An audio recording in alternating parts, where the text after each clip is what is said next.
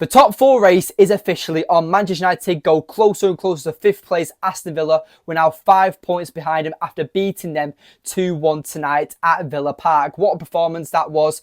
You know, it wasn't our best performance either, but individual performances is what I have to highlight tonight. And that's the best thing, because certain players definitely dug us out the grave tonight. And them players are Rasmus Højlund, Harry Maguire, Diogo Dalot, Andre Onana, and super sub Scott Mctominay. That is what saved Erik ten Hag tonight. That is what's possibly saved Manchester United's career, because our record against the top 9 teams hasn't been great. It hasn't been great for a while now. But the fact that we beat Villa in their own backyard tonight is an amazing achievement. Now, I understand it's supposed to be the norm of top 4 teams like Manchester United. But realistically, with our away form, like I've said, it's been absolutely shambolic. So getting 3 points tonight is absolutely crucial to our season. But like I said, we need to brush over the players that stood out for Manchester United today. First of all, Rasmus Højlund. That's 5 goals in 5 games now. He's, again, consistent. That's what we want from Rasmus Højlund. Give him the chances and he'll score the goals.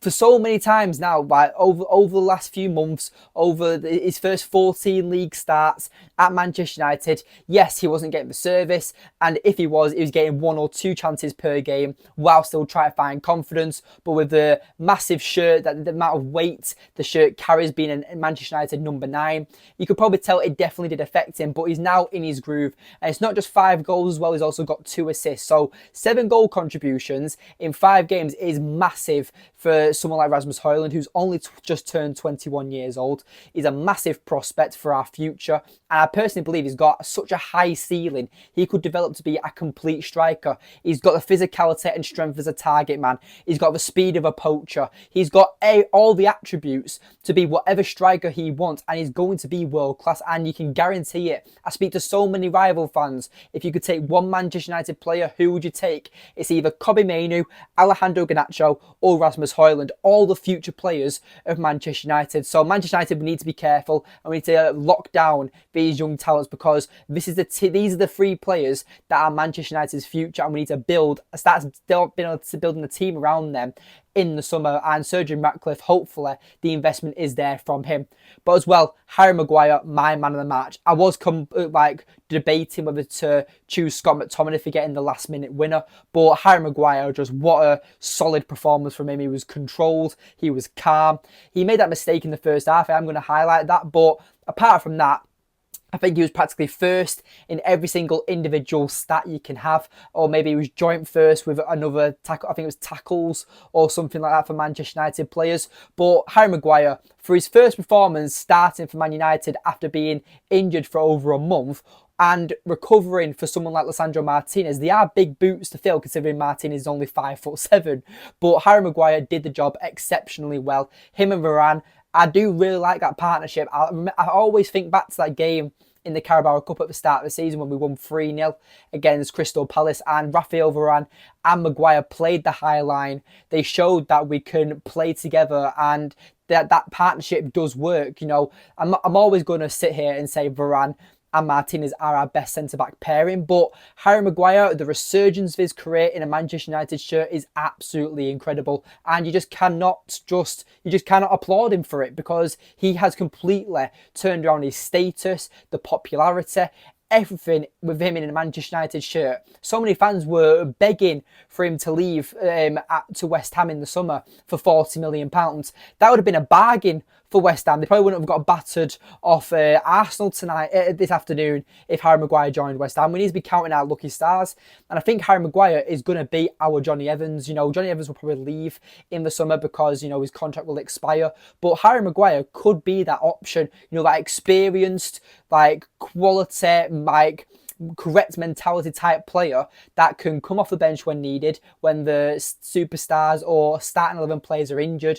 He can come in against the smaller teams. But I'm sitting here saying that Harry Maguire is practically a bench player. He can come in and be a starting 11 player when he wants to be. We just have to play a little bit differently. But he's also adapting to this Ten Hag system. He's learning to play this high line. He's learning to do his ball progressions, and he's learning to pass the ball with a lot more but speed and accuracy. This is what we want to be seeing from Harry Maguire, and he's definitely a very important player. Manchester United should not be selling him anytime soon. Another player who's also received a lot of criticism, especially this season, is Andre Onana. You know, Manchester United's new goalkeeper.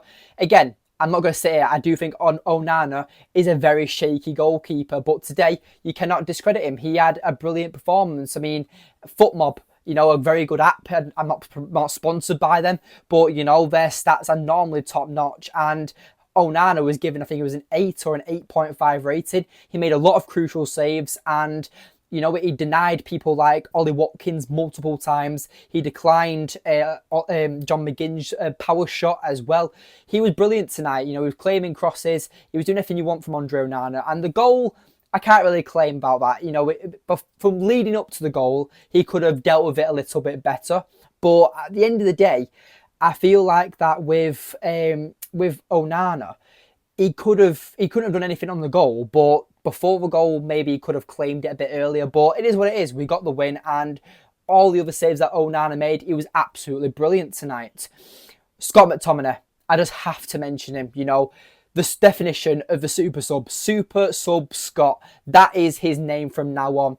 Premier League top goal scorer for Manchester United. He's pulled Erik ten Hag out of the grave multiple times this season. Scott McTominay is probably contender of player of the season, and again, another player that Man United fans were desperate to be sold. And we made a video a few days ago about the importance of Scott McTominay and what he actually brings to this team and why he's so vital as a super sub. Again, a massive impact player. As a starting 11 player, you could probably debate it, and he's probably not good enough. But you need these players in your squad who can come off the bench and impact the game and win the game when you need to. That's what Scott McTominay is all about. And I think he's absolutely brilliant at what he does. But the other player we have to mention, Diogo Dalot. Without a doubt, our most consistent player all season round. And for me, he's my player of the season. A video will be coming on about him very, very soon. About not the importance of Diogo Dalot, because I'm not going to copy the Scott McTominay video, but why Diogo Dalot has been the most consistent player. We're going to go into a deep dive about him, and we might have a very special guest for that, so stay tuned for that video. But no, Diogo Dalot, he was very sharp today. He kept dealing with multiple Aston Villa players, and again, I'm not going to sit here and say Aston Villa were crap, because they probably did deserve a draw today. They were the better team, but they weren't clinical enough. And Manchester United, despite having less shots on target and despite having less chances, we were clinical and we took our opportunity when they were given to us. So we got the 3 points. That's all that matters. We're now 6th place, 5 points behind 5th place. The top 4 race is officially on. Do you think Manchester United can get Champions League football? Only time will tell. But great performance from the lads tonight. Erik ten Hag, I don't think he's under any pressure for his job. I think the players are now playing for him. They're understanding this system. Casemiro being back as well is criminally underrated. The balance he brings, I know he's very slow. He just seems to be a bit quite sluggish, but I do think he's absolutely vital for us for winning games. I think Casemiro is without a doubt one of our most important players. And as well, I just want to give a quick mention to Kobbie Mainoo. I did think he struggled a bit today, but again, he's only 18 years old. He's got many, many years at Manchester United ahead of him.